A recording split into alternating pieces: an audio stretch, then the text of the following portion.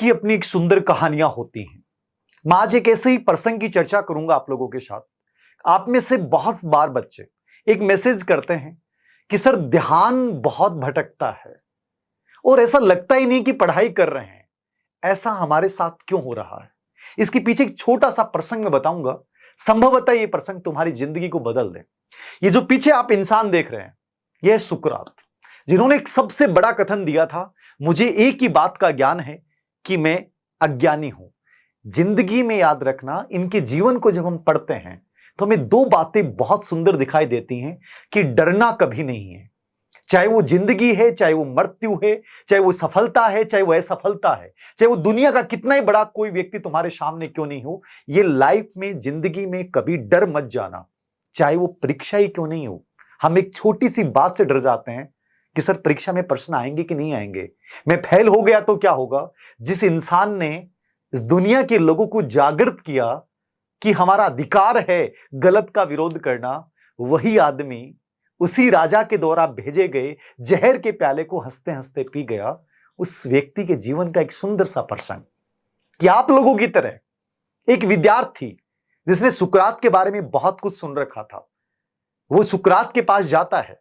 सुबह का समय था और सुकरात उस समय नहाने के लिए जा रहे थे और वो लड़का पीछे पीछे बार बार चल रहा है और सुकरात को रोक रहा है कि मैंने आपके बारे में बहुत सुना है, मैं जिंदगी से परेशान हो चुका हूं, मैं बार बार असफल हो चुका हूं, मुझे रास्ता दिखाइए कि मैं जिंदगी में सफल बन पाऊं, अपने माता पिता के सपने सच कर पाऊं।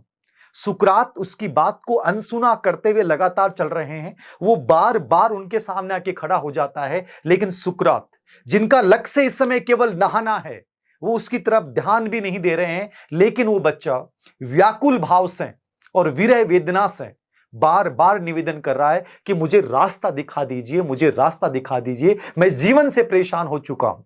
और सुकरात जैसे उस नदी में प्रवेश करते हैं, उस नदी में भी पीछे पीछे आ जाता है। और सुकरात जैसे ही नहाने के लिए अंदर डुबकी लगाते हैं, वो लड़का सामने ही खड़ा था। सुकरात से रहा नहीं गया, उन्होंने उस लड़के की, उस बच्चे की गर्दन को पकड़ा और गर्दन को पकड़ने के बाद उसको पानी में डुबोया। लेकिन वो नहाने के लिए नहीं डुबोया था, उसको अंदर डुबो के रखा और इतनी जोर से डुबो के रखा कि उस लड़के को लगा कि शायद आज मेरी जिंदगी चली गई, सुकरात मुझसे बेहद नाराज हो चुके हैं। और उसने पुरजोर कोशिश की कि कैसे भी करके इनके हाथ से अपने आप को छुड़ाऊं और कम से कम अपनी जिंदगी तो बचाऊं। सफलता तो दूर की बात है, लेकिन सुकरात ने उसे अंतिम समय तक उसमें डुबो के रखा। लेकिन अचानक से पूरी ताकत के साथ वो लड़का बाहर निकलता है। सुकरात भी यही चाह रहे थे और वो लड़का बाहर निकलते एक चैन की सांस लेते हुए कहता है, आप पागल हो क्या? मैं आपसे रास्ता पूछने आया था और आप तो मेरी जिंदगी लेने के लिए तैयार हो गए। किसी को क्या इस प्रकार से रास्ता दिखाया जाता है? सुकरात ने हंसते हुए कहा कि जब मैंने तुम्हें पानी में डुबोया, उस समय तुम्हारे जहन में क्या चल रहा था? क्या तुम्हारे दिमाग में कुछ विचार चल रहे थे? सफलता, असफलता, परीक्षाएं, माता पिता, ये सब चीजें, दुनिया, ये सब चल रहा था?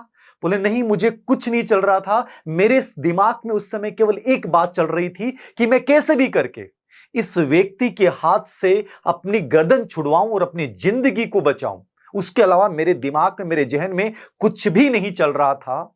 सुकरात ने कहा कि जिंदगी में सफलता यही है, जिंदगी में सफलता यही है। जब मैंने तुम्हें मृत्यु के निकट में लेके गया तो तुम्हारा फोकस किस पे था?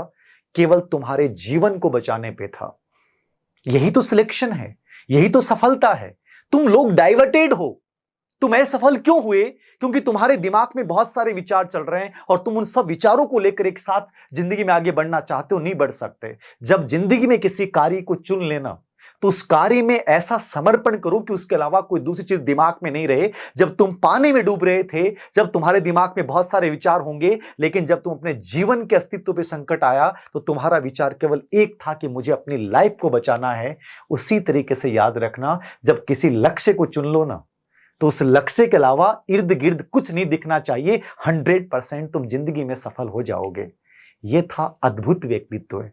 याद रखना, हमारे जीवन में ऐसी बहुत सारी कहानियां हैं जो हमें बताती हैं कि ये जो महान लोग हुए हैं वो सफल कैसे हुए हैं। वो सफल इसलिए हुए हैं क्योंकि उनका एक समय ध्यान केवल एक चीज पे था, और हम लोग एक साथ बहुत सारी चीज चलाना चाहते हैं और यही कारण है कि हम असफल हैं। उम्मीद करता हूं इस कहानी से सबक लेकर जिंदगी में कुछ नया करने के लिए तत्पर हो जाएंगे और पूरे अनावश्यक जितने भी असंगत विचार हैं उनको अपने जहन से निकाल के केवल एक विचार, जीवन की जो तुम्हारी प्रायोरिटी है उसके ऊपर अपना समर्पण कर देना, सर्वश्रेष्ठ देना। एक बच्चा मेरे से कह रहा था कि सर रैंक के लिए क्या क्या करें। मैंने उससे यही कहा, रैंक के बारे में मत सोचो, तुम अपना सर्वश्रेष्ठ दो। जिस दिन तुम अपना सर्वश्रेष्ठ दोगे दुनिया की कोई ताकत तुम्हें नहीं मार सकती। जैसे उस बच्चे ने उस समय पूरी ताकत लगाई उनके हाथ को छुड़वाने की और वो जीत गया। याद रखना, यही जिंदगी की कहानी है। अपना सब कुछ झोंक दो जिंदगी में सफल बनने के लिए। सफलता तुम्हारे पास चल के आएगी, तुम्हें सफलता के पास जाने की जरूरत नहीं पड़ेगी। धन्यवाद।